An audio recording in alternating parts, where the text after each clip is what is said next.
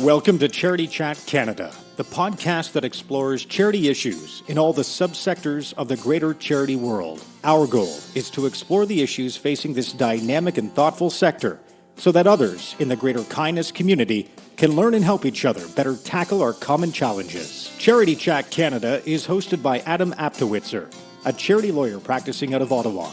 To learn more about Adam and this podcast, please visit charitychat.ca. You can also find a link to Adam's latest book, A Legal Guide to Running a Charity in Canada. Hello, everyone, and welcome back to Charity Chat Canada. As our regular listeners will know, this is the podcast where we try to learn from various parts of the charity world and hope that by breaking down some of the barriers and walls between us, we can learn to deliver better services for Canadians and, of course, for everyone around the world. I'm here today and I'm very pleased to be joined by Bruce MacDonald. Bruce is the president and CEO of Imagine Canada. When carnivals and social good combined, it pointed to a path, and for 30 years, Bruce has been walking that route. From working for organizations that provide services to young people, older adults, persons with disabilities, community service clubs, and sports and recreation groups, Bruce's experiences have led him to Imagine Canada. Prior to that, he was the CEO of Big Brothers Big Sisters of Canada, where he participated in a collective effort to bring mentoring programs to kids. Bruce holds a bachelor degree in sports administration from Laurentian University, a master's in management in the voluntary sector from McGill University, and a record in the Guinness Book of World Records. In early 2019, Bruce was appointed co-chair of the Permanent Advisory Committee on the Charitable Sector, working with the federal government. Well, hello, Bruce. Hello, how are you? I'm great. How are you? Excellent. I suppose the very first thing I need to ask is, what record do you hold in the Guinness Book of World Records? Yeah, I get that one a bit. It is a record for the longest Hot Wheels track in the world. As part of a promotional event we did at Big Brothers Big Sisters, we managed to set that record by having a Hot Wheels track that, if you stretched it out, was about 2 football fields long. That's incredible. You know what? That's a pretty cool record to hold, too, I must say. Yeah, it's very fun. So I would like to begin this with a little story. As I understand it, Imagine Canada is the successor, or maybe a rebranding of the Canadian Centre for Philanthropy. Do I have that right? Yeah, it was actually the result of a merger between the Canadian Centre for Philanthropy and the National Coalition of Voluntary Organizations in 2005. Right. Well, when I was starting my career and exploring the possibility of a career in the charity world, I actually visited the CCP offices and sat down with Peter Broder, who was with the organization at the time, and learned a little bit about the sector. And that was part of my path to becoming a charity lawyer. So I suppose I'm one of Imagine Canada's projects, and I guess I want to thank you to Imagine Canada. Wow, well, that's kind of a neat story. I wasn't aware of that. Well, I don't want to say that Imagine was the only influence, but it certainly wasn't an influence, and so thank you to Imagine. I guess I imagined well back then. That's great. So maybe you could tell us a little bit about what Imagine Canada is today. Sure. Well, we're a national registered charity, and really simply put, our role is to influence for good the environment in which charities, nonprofits, and social entrepreneurs operate. We often talk about the fact that if we can make life better for the executive directors and the fundraisers out there across Canada in their communities, then we've succeeded. We've done our job well.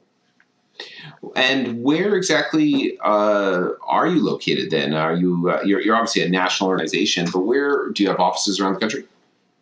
Not around the country. We have offices in 3 communities. So I would say that the bulk of our staff are headquartered in Toronto. We have public policy staff residing in Ottawa, and now a couple of staff people based in Montreal. Wonderful. All right. Well, why don't you tell us a little bit about some of those programs that you do to empower charities around the country? Sure. Well, I mean, our work really breaks down into 4 different buckets. The first one, which we call Ensure Our Relevance, is all about making sure that the leaders of organizations are equipped with the best knowledge possible to make good decisions for their organizations. So for us, that talks about research, data, information, and knowledge.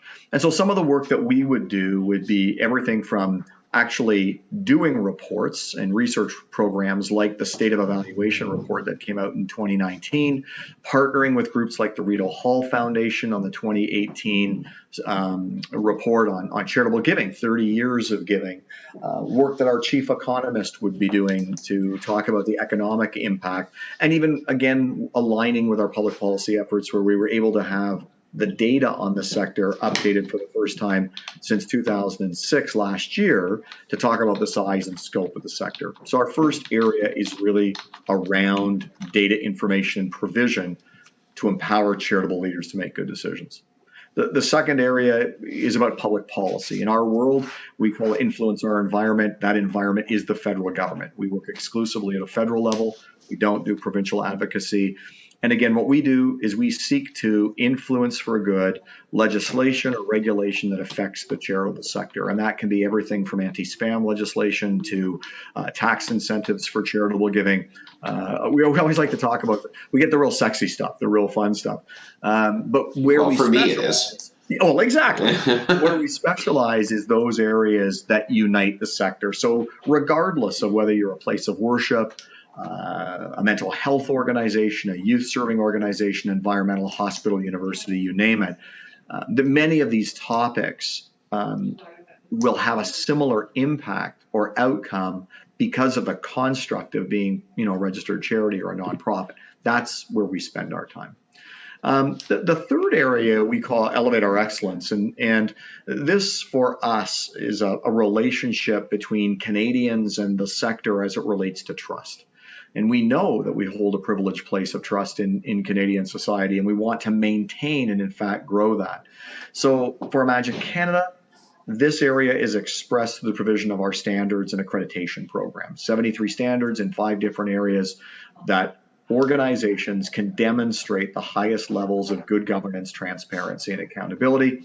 So we're seeking to both grow that program and build its brand so that it's recognized much like a fair trade coffee or an ISO 9001. And the final area for us is something we call engage our influencers. And this is where we seek to enter the public space in a variety of different areas. It could be building information about corporate social responsibility and corporate community investment through our Caring Company program. And in fact, right before Christmas, we put out the latest of our annual data reports on the state of corporate community investment this year with a theme of the relationship between profit, purpose, and the war for talent. Or it could be, a future-oriented thing where we might seek, and we are actively working to build a new social norm for giving. This is a space for us where we're more of a business-to-consumer organization and actually seeking to work with Canadians so that they think deeply about their communities and the services that they benefit from and how that system can be nurtured and enhanced. So that's sort of the 4 areas of work that we specialize in.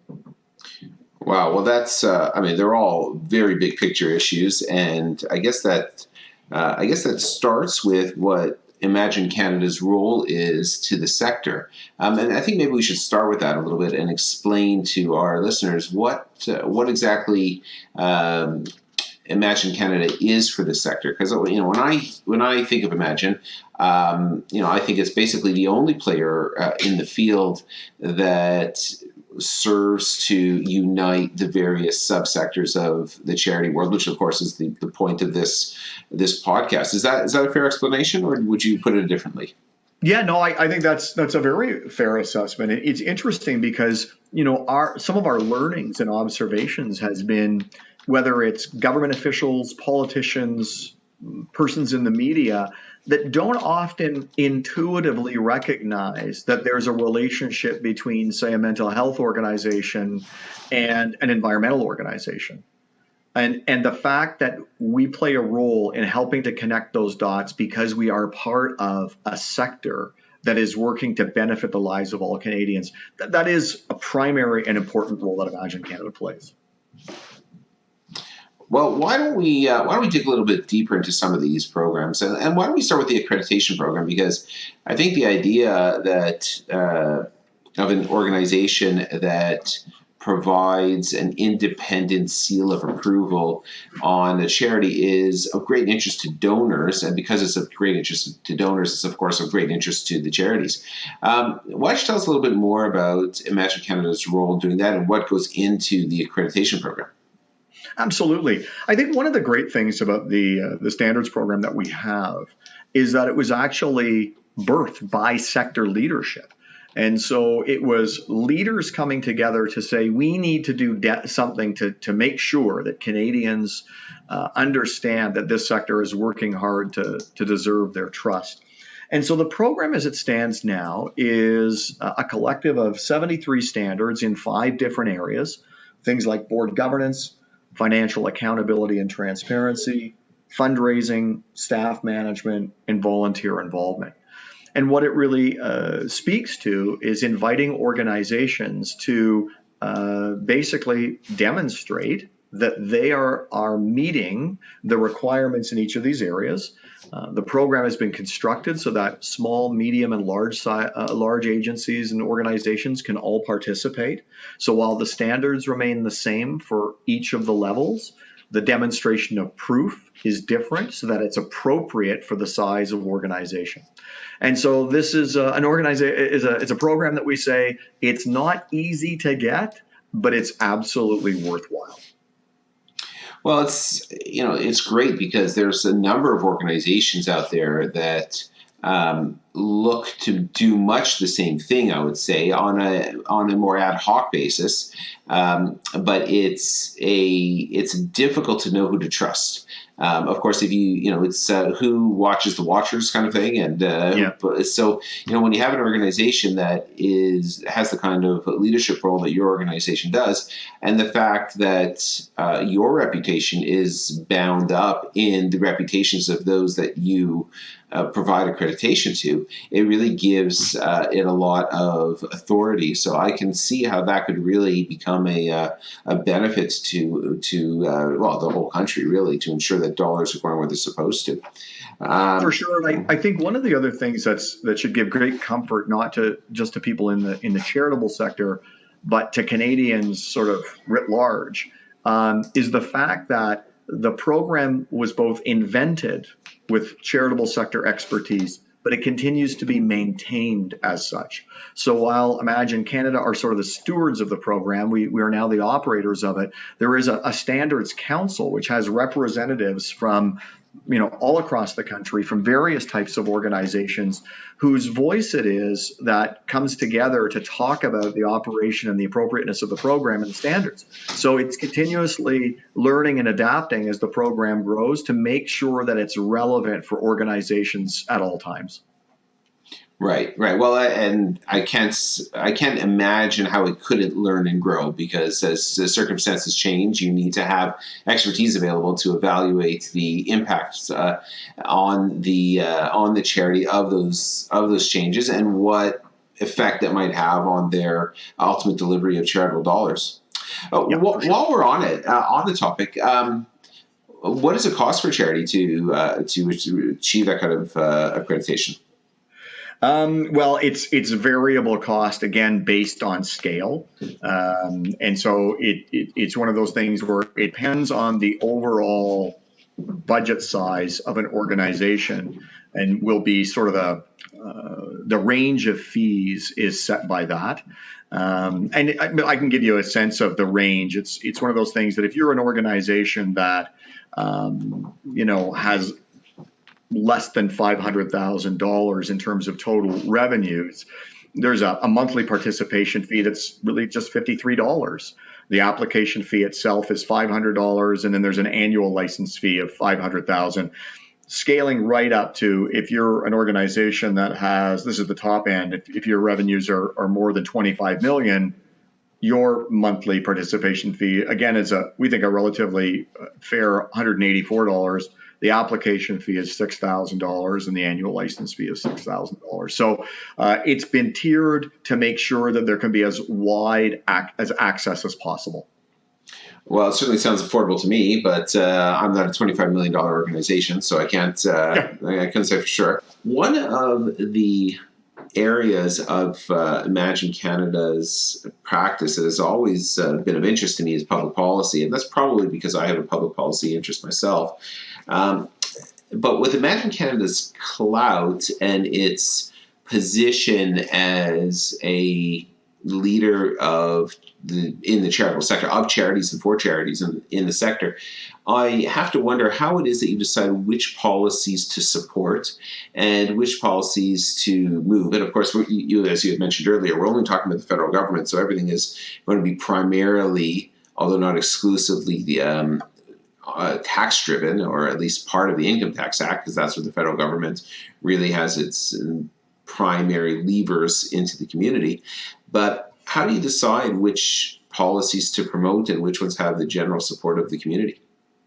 Yeah, I mean, there's a number of criteria we use. I mean, a couple of the key ones are, as I mentioned earlier, we seek to influence the public policy that relates to the greatest scope within the sector as possible. So something like, and a good example is actually anti-spam legislation. So this is something that, regardless of your particular mission or cause, your ability to use digital technology and, say, raising money or recruiting volunteers or doing whatever it is your organization does greatly affects the success of your organization. In a sense, it's kind of cause agnostic, if you will.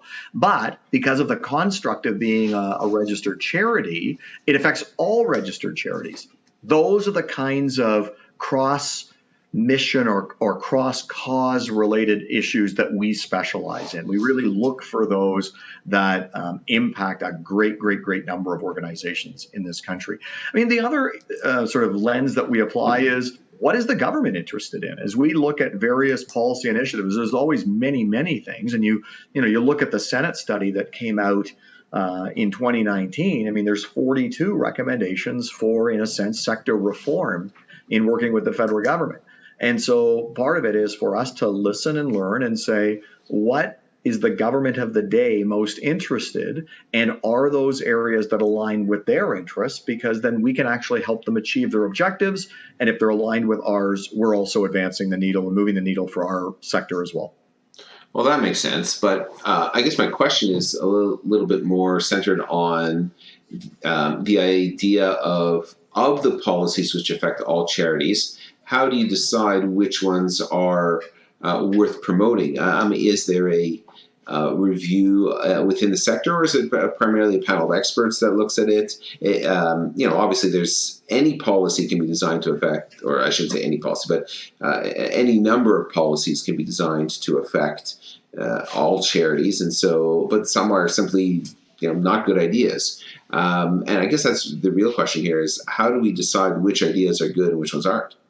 Yeah, and it's interesting. You've actually just highlighted what we've determined to be a gap in the way the charitable sector functions and operates. So, while there's an organization like Imagine Canada that reflects the interests of really all registered charities and many nonprofits in this country, there's not an actual instrument or formal mechanism that is regular or permanent whereby sector leadership comes together to formulate those priorities. So interestingly enough, in 2020, that's something that Imagine Canada is hoping to start, is to create a mechanism whereby we get together on an annual basis and say, what are the priority ideas, what are the policy ideas? What are the priority interests from the government? Which ones are we most interested in as sector leadership? So where, in fact, does the energy reside? And be able to start bringing, and the term we're using is more cohesion to our policy asks. I mean, I think we're realistic enough to know that if you're a health charity going to Ottawa and you have a 30-minute meeting with a minister, that most of that time, if not all of it, is going to be talking about your particular issues. What we're hoping to do, though, is create enough space and enough interest from sector leaders that maybe they go to Ottawa and take 25 out of that 30 minutes to talk about their organization's health concerns and issues. And in the last 5 minutes say, and by the way, there are also a number of issues that cross a number of different cause areas, including health, that if your government worked on would be beneficial to us, but that they're broader than just the health, and I'm just using that as an example, the health envelope or file. And so that issue of how do we decide on those priority areas has been a bit ad hoc. And what we're hoping to do is bring a bit more regularity to it and a bit more of a process so that we are intentionally and strategically deciding on those priority areas. Well, that sounds wonderful. I mean, I can understand why you would want to tap into not only the expertise of people from around the country, but also, of course, their connections. It's one of the things that I think that the sector does not do well enough. I may have a connection with somebody in this, that is useful for somebody else in the sector, and maybe just networking, putting everybody together is the best thing I could do for everybody. But if I don't know, then I'll never do it, and that's of course part of the role of Imagine, and again part of the idea in this podcast is putting people together to do that sort of thing. So maybe from this discussion, more good will come that way. Let's hope so. Well, we hope so. And one of the things that I would invite, your listeners to think about in this is that this is a different form of acting for the sector than we've done in the past. And what we're hoping is that organizations will say that very example that you just gave about maybe leveraging a contact or taking that 5 minutes and advocating for cross-sectoral issues is not seen as a detraction or a takeaway from, but is actually seen in addition to. Because we think that there could be exponential gains for the entire sector if we work more effectively together. But I think intuitively people say, well, we're going to kind of keep that for ourselves. And what we're hoping is to say, you can still keep it for yourselves and activate it for a broader message at the same time. I don't think these are mutually exclusive principles. No, absolutely. And that makes perfect sense.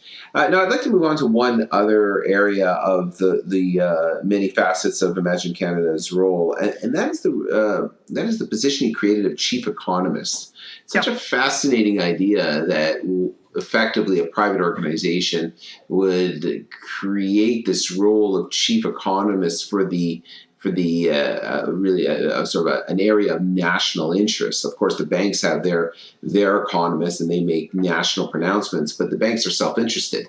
And here you have Imagine Canada creating this role of chief economist for the country. And I think it's an absolutely fascinating idea. Why don't you tell us a little bit more about the role of the chief economist and what they do? Yeah, absolutely. I think it's, we often talk about the fact that to the best of our knowledge, this is the only position of its kind in the world. Actually, Canada's a world leader on this by having a chief economist for Canada's charities and nonprofits. And I think what's been great about this role is it's enabled our sector to have a different type of conversation with leaders, whether they be business leaders, whether they be elected officials or senior civil servants. While we're always seen as a collective of organizations that really improves the health and well-being of communities, I don't think that most people in the sector, let alone those outside the sector, really understand the vastness of this sector and its contribution. When you're now talking about an area, an industry, if you will, that employs 2.4 million Canadians, is 8.5% of GDP, that has about 13 million volunteers every year.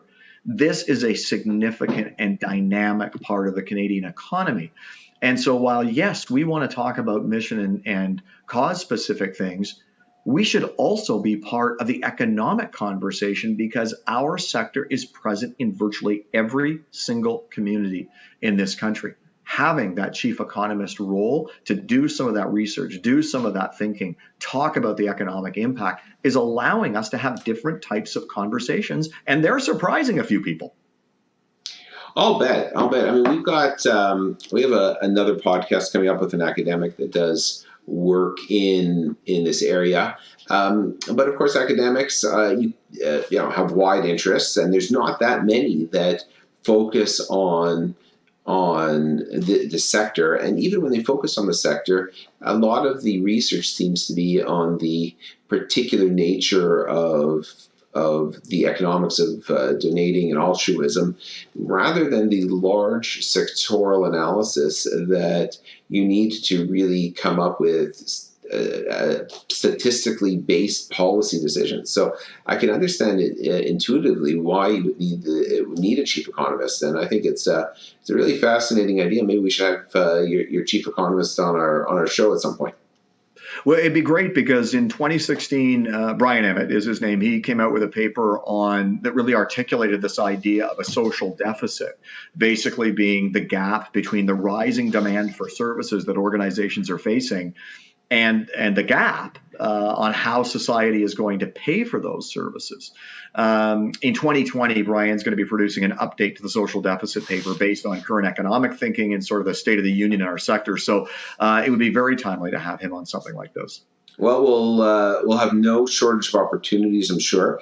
And there's a lot more to talk about with Imagine Canada, but we do try and keep our shows to roughly this length. So we'll take the opportunity to put a pin in that and discuss it at some other point with you and Brian and anybody else over at Imagine Canada, because of course, as involved as you are in all aspects of the sector, you're of enormous interest to both me and our listeners. So we'll look forward to the next opportunity, and do appreciate the time you took with us today, Bruce.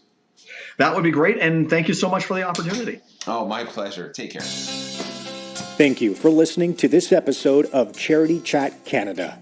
Please visit our website, charitychat.ca, where you'll find show notes, related articles and links, and details on how to contact us and where to find our episodes. Until next time.